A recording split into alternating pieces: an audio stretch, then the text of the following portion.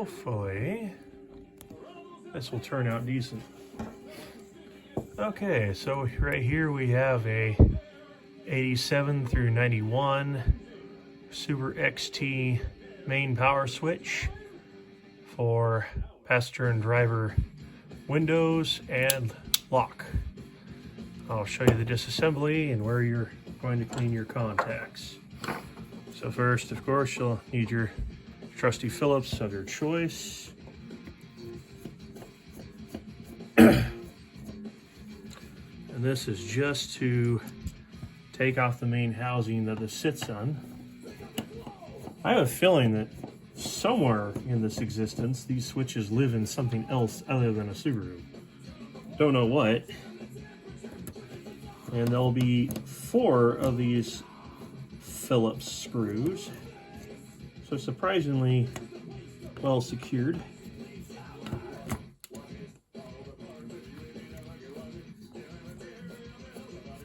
I had posted pictures of my progress of this years ago, but I'd never done a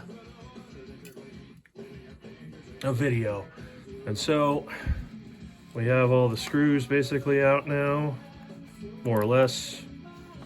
So all 4 screws are out of the way. I'll just leave them right there. And then you got your plastic housing right here. And it's got these metal tabs that assist in sitting in the door.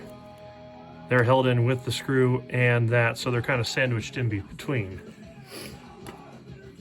So now we're at the main event, if you will.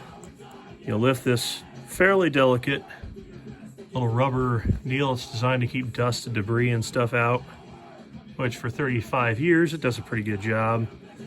But you'll just kind of loop it out of the way. You'll find something that you can pop this pin out.